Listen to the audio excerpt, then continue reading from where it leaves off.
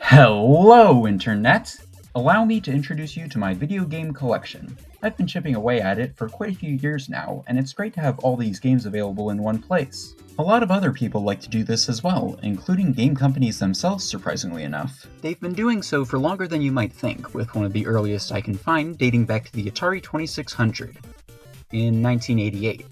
Yeah, Atari wasn't doing so well, so they tried making a multi-cart for a quick buck. While it was a bit unorthodox and somewhat made out of desperation, it was a fairly convenient purchase if you had an Atari at the time, and squeezing 32 games into a single cartridge was pretty impressive. This is the earliest form of the video game collection, simple multi-packs made to entice customers with an overall great deal. Aside from maybe a cool new menu, they were pretty cut and dry. Yeah, if we really want to get interesting collections, we've got to get some more bits. Alright, now is when things get more fun. A great way for new consoles to show off at the time was remaking games on lesser hardware, and most of them were simple enough to be bundled together. Super Mario All-Stars is one many remember. It gives the original games a lot more character and brought the lost levels overseas, and later it was packaged with Super Mario World, complete with a new and improved Luigi. Another similar game that not as many people have experienced is Mega Man: The Wily Wars. While I'm not a big fan of the slowdown and sound design, I have to appreciate that they made a new game you can use all of the weapons in. Wily Wars was actually the first Mega Man game to release for a Sega console, back when the series was mostly Nintendo exclusive. It was a big series at the time, so it must have helped Sega a lot.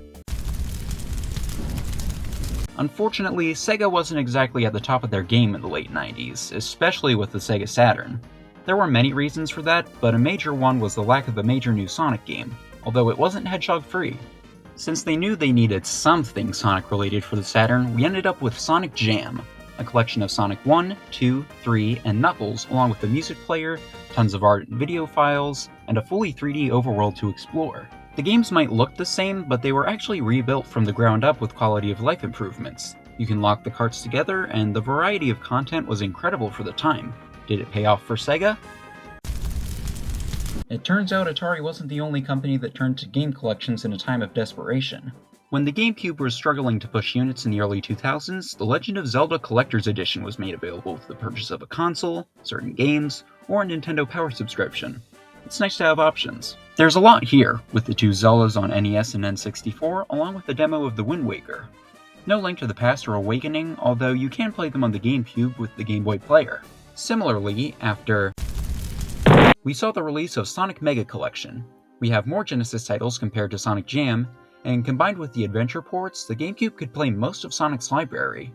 Sure, some games are still missing, but Mega Collection makes up for it with multiple scans of the Archie comics and a really cozy presentation, especially with the theme song.